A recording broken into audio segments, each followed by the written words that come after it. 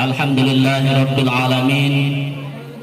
Nahmaduhu wa nasta'inuhu wa nastaghfiruh wa na'udzu billahi min shururi anfusina wa min sayyiati a'malina. May yahdihillahu fala mudilla lahu wa may yudlilhu fala hadiya lahu.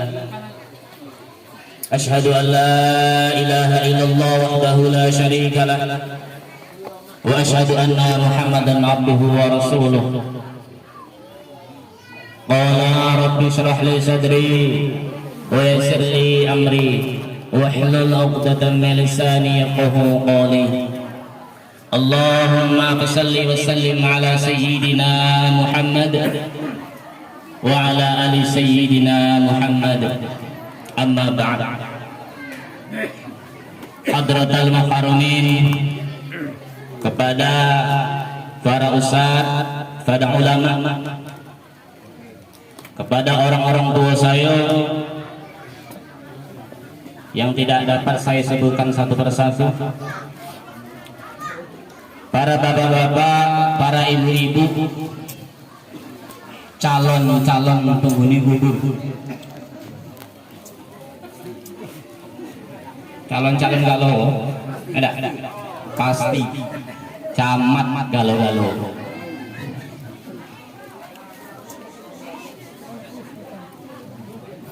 Pertama-tama marilah senantiasa kita bersyukur kepada Allah Subhanahu wa taala, yang mana pada pagi menjelang siang hari ini, walaupun dalam keadaan hujan, kita masih diberikan kesempatan oleh Allah sehingga kita masih menjalankan termasuk kesunahan daripada Nabi Muhammad SAW, yaitu ziarah kubur. Alhamdulillah, kesyukuran kita pada pagi hari ini, mari bersama-sama kita ucapkan dengan ucapan bilisan Alhamdulillahirabbil alamin. Shalawat berengkatan salam mari sama-sama kita haturkan kepada junjungan kita Nabi besar Muhammad sallallahu alaihi wasallam. Dengan memperbanyak salawat kepada beliau, mudah-mudahan kita semua mendapatkan syafaatnya di dunia maupun di akhirat kelak. Allahumma amin. Bapak-bapak, ibu-ibu yang dirahmati oleh Allah, ini adalah bukan tradisi, tetapi adalah termasuk sunnah daripada Rasulullah Muhammad SAW, yaitu ziarah kubur. Tetapi perlu bapak-bapak, perlu ibu-ibu ketahui, di samping kita disunahkan oleh Rasulullah berziarah kubur, tentunya ada adab, ada tata cara ketika kita untuk berziarah ke makam atau ke kuburan. Karena ada hadis Nabi mengatakan, man zara qabra walidayhi aw ahadihima yaumal jum'ah fa qara'a yasin indahu ghufira lahu.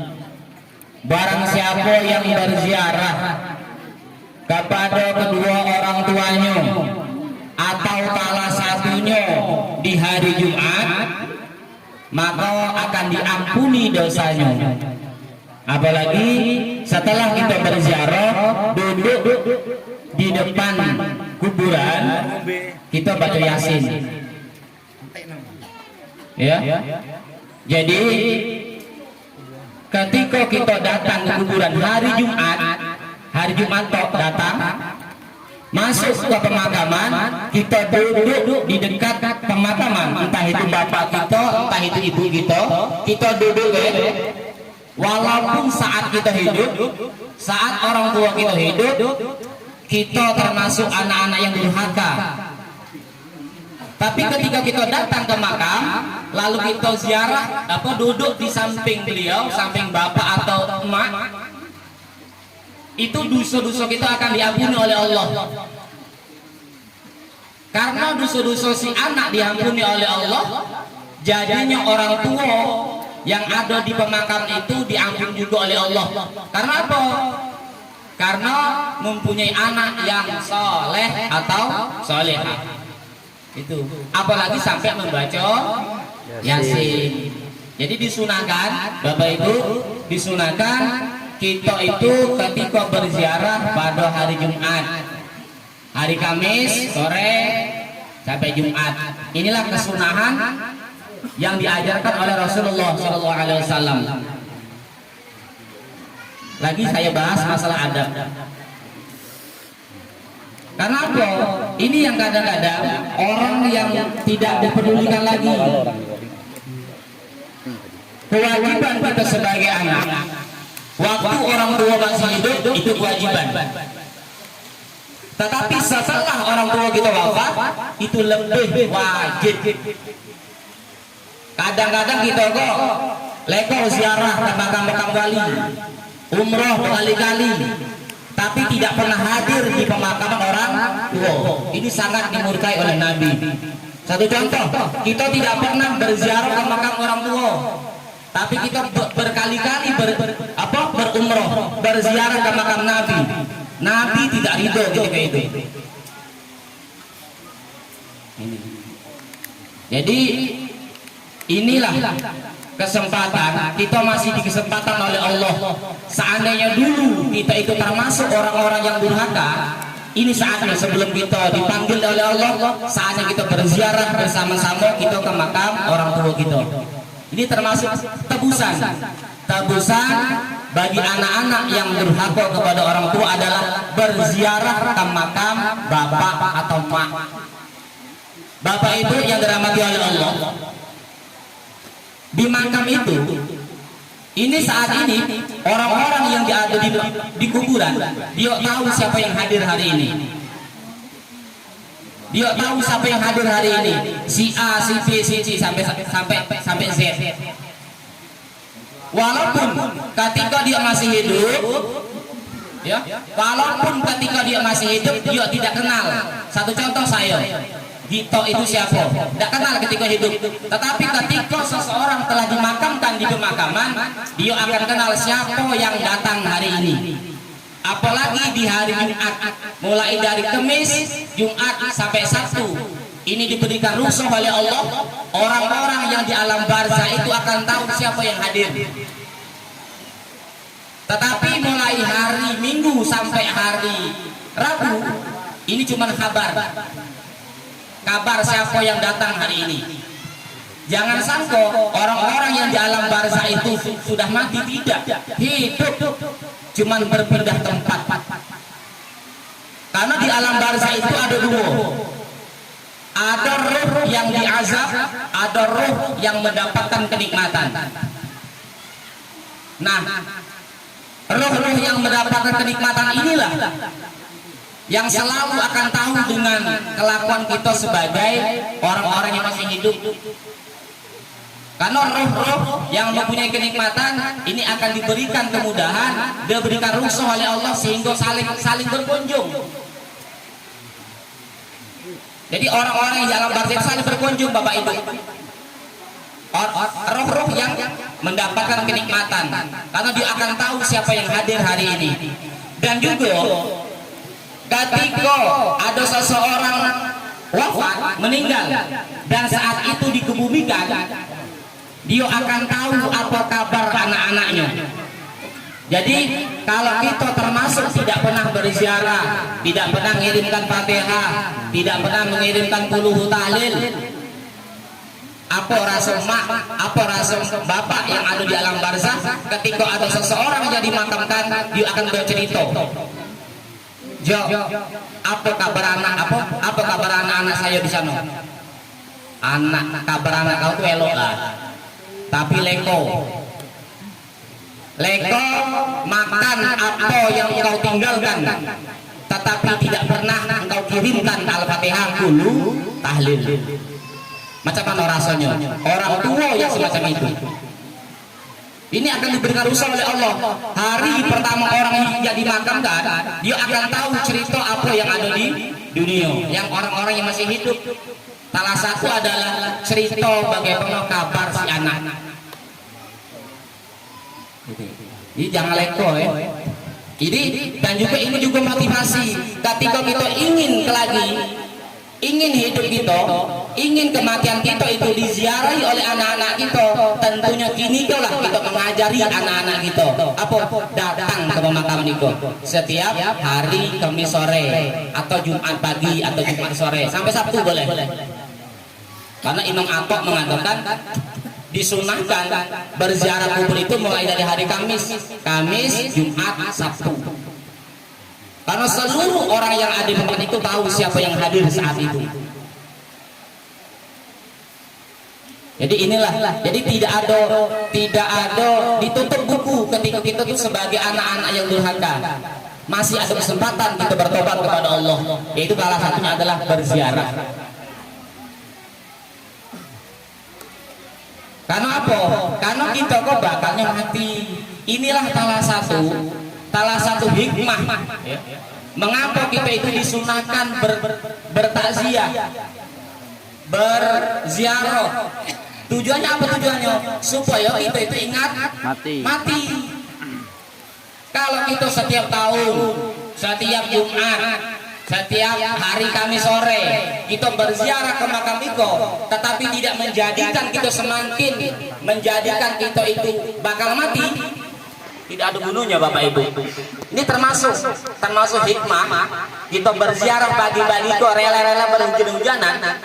Hikmahnya adalah supaya kita ingat bapaknya kita pun akan mati.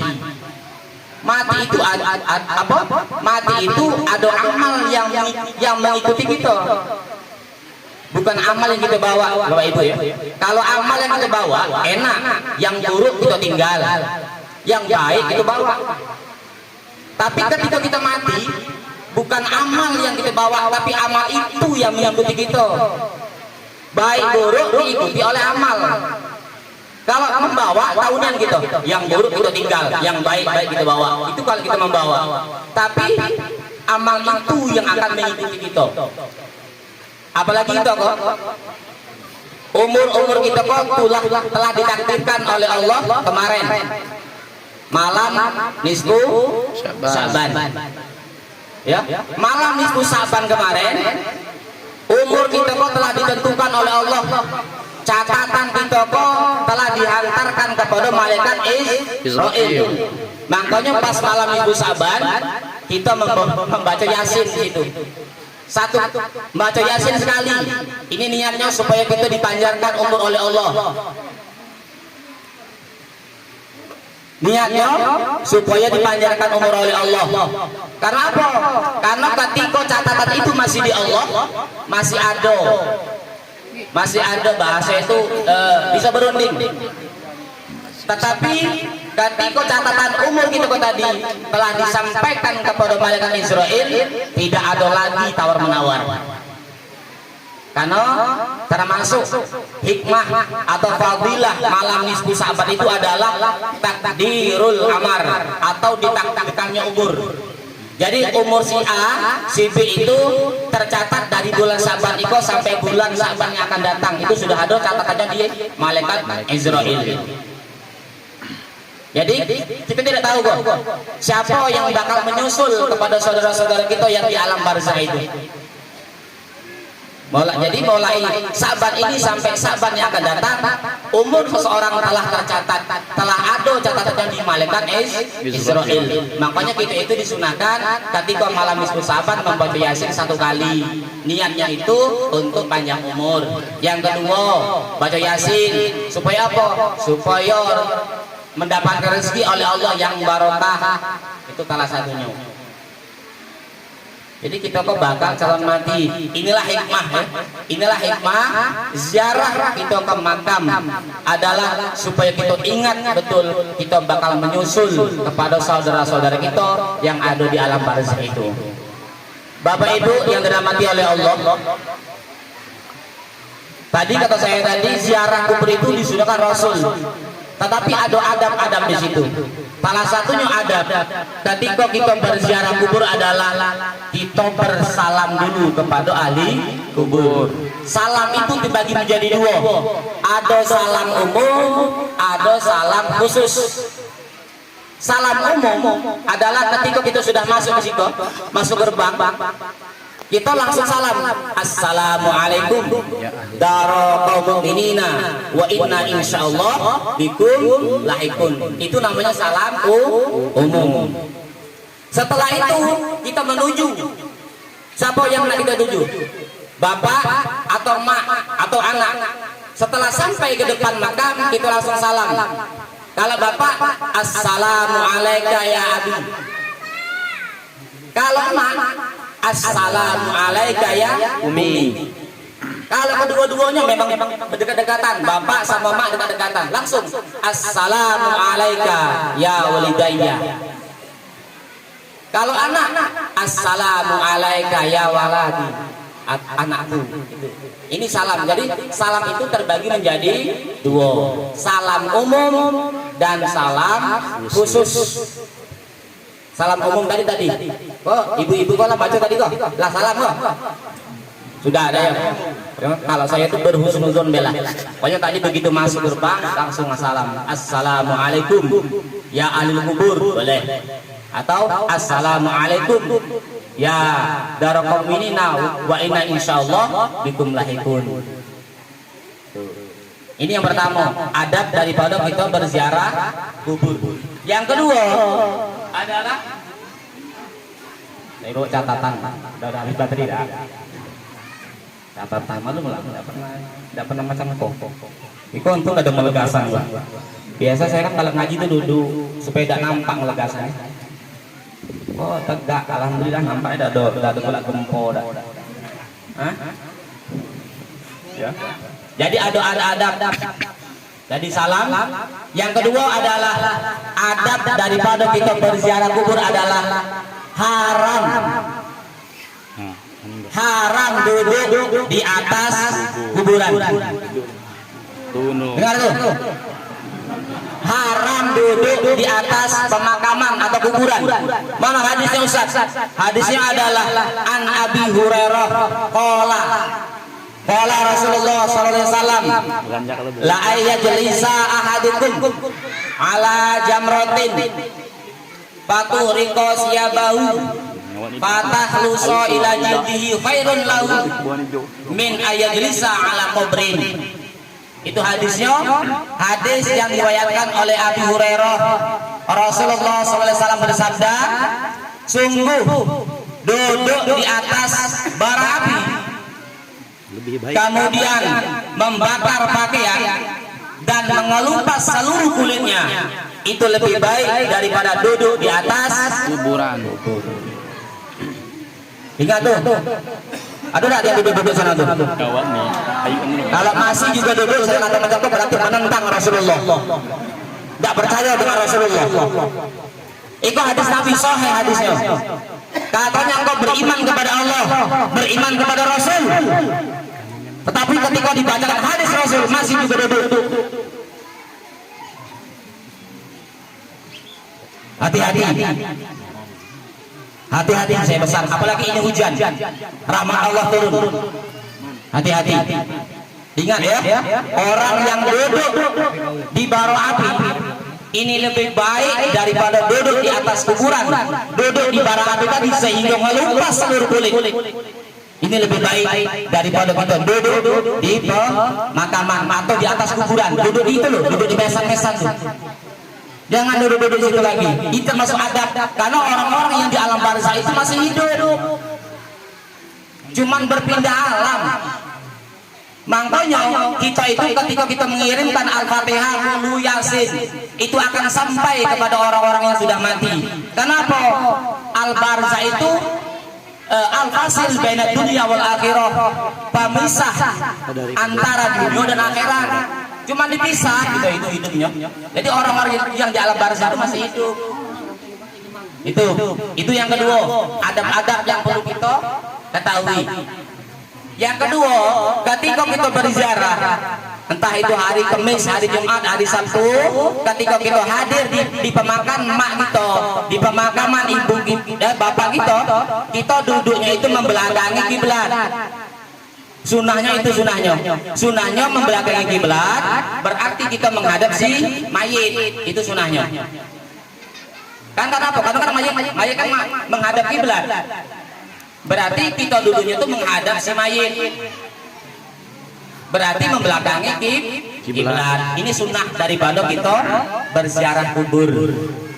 Inilah termasuk sedikit saya sampaikan tata cara ketika kita berziarah kubur. Sehingga apa? Sehingga lagi akan mendapatkan kenikmatan-kenikmatan itu dan akan diikuti oleh anak-anak dan cucu-cucu kita. Kini gua Bapak Ibu, banyak anak-anak cucu-cucu yang nggak tahu mana kuburan datuk, mana kuburan nyai. Karena apa? Karena kesalahan kita. Kita tidak pernah mengajari anak-anak kita berziarah ke makam bapak. Akhirnya cucu anak tidak tahu mana kuburan pak ma.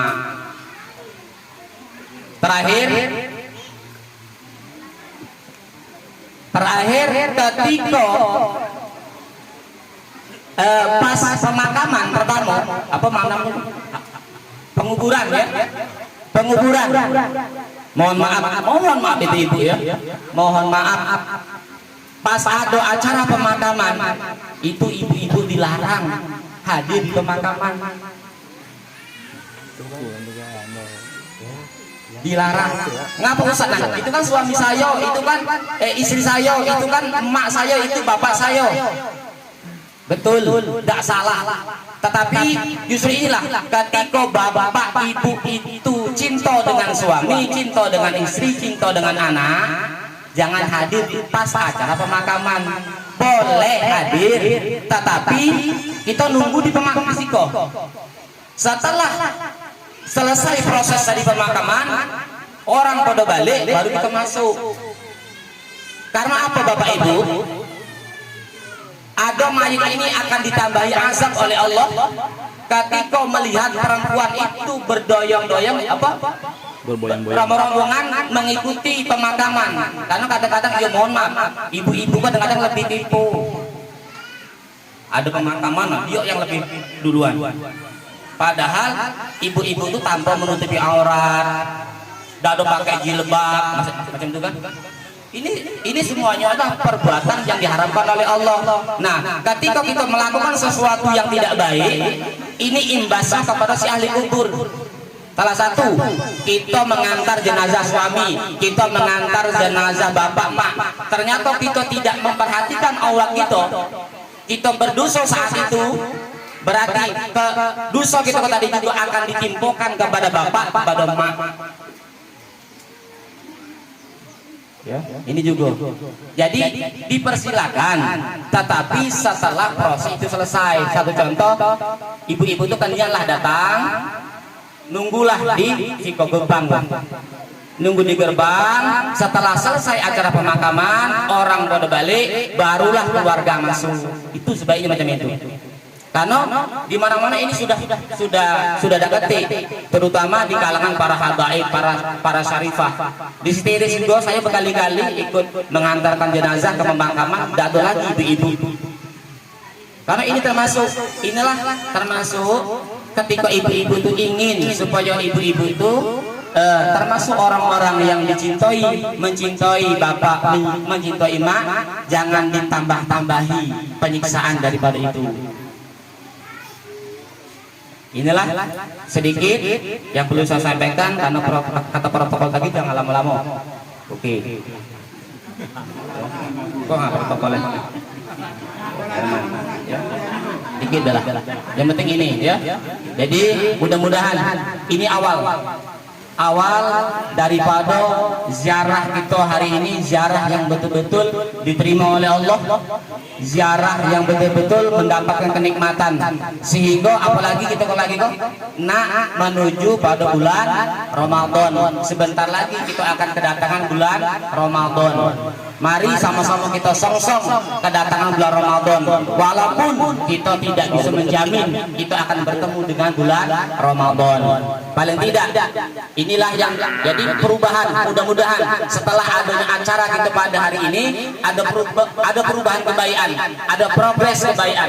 Karena di dalam kitab Sahih Muslim, barang siapa yang umurnya sudah 40 tahun, barang siapa yang umurnya sudah 40 tahun kok belum ada progres, belum ada perubahan untuk menuju semakin baik, ini termasuk ciri-ciri daripada nantinya akan menangis di pintu kubur. Orang yang sudah umur 40 tahun belum ada perubahan, dia semakin baik dan semakin baik, ciri-ciri daripada dia akan menangis di dalam kubur. Sahih Muslim. Yang kedua, barang siapa yang sudah berumur 60 tahun tetapi belum ada progres untuk kebaikan, belum ada perubahan untuk bertaubat kepada Allah, ini ciri-ciri akan menangis di yaumul kiamah atau di padang mahsyar. Nauzubillah. Mudah-mudahan ini awal kebaikan untuk kita, progres kita semakin baik dan semakin baik. Inilah yang dikehendaki oleh Rasulullah adalah umur yang panjang. Apa itu umur yang panjang? Umur yang barokah. Apa itu barokah? Al barokah adalah ziyadatul khair ba'dal khair. Semakin baik dan semakin baik. Jadi termasuk ciri-ciri daripada umur yang barokah adalah semakin baiknya perbuatan kita kepada Allah, semakin baiknya kita berbuat kepada Rasul, dan semakin baiknya kita perbuatan kita kepada sesama manusia. Bapak Ibu yang dirahmati oleh Allah, inilah yang dapat saya sampaikan. Mudah-mudahan bermanfaat. Dan terima kasih atas perhatiannya. Mohon maaf atas segala kesalahan yang saya ucapkan. Kalau ada baik, itu datangnya dari Allah. Kalau buruk, itulah dari si fakir, si hamba yang fakir itu, si hamba yang sangat banyak kebutuhan, sangat butuh kepada Allah. Jadi perlu sama-sama kita ingatkan supaya apa? Supaya nanti lagi kita bersama-sama akan menghadap kepada Allah sesama-sama cengkuah. Karena kita menuju surga tadi adalah bergerombolan, ya, bergelombolan. Jangan sampai kita misah-misah. Mudah-mudahan awal daripada pertemuan kita malam ini menjadikan kita semakin baik dan semakin baik. Setuju? Setuju. Jadi ketika di dalam hati kita sudah ada niat, dalam hati kita ada ingin tobat, jangan tunda-tunda. Kalau hari ini terketuk oleh Allah, ada nak tobat kepada Allah, jangan tunda-tunda. Inilah awal daripada hidayah yang telah hadirkan oleh Allah kepada kita. Jadi kalau dalam hati kita pagi kok, saya nak tobat, cepat, jangan leko-leko lagi. Ya, itulah yang dapat saya sampaikan. Akhirul kalam. Wassalamualaikum warahmatullahi wabarakatuh.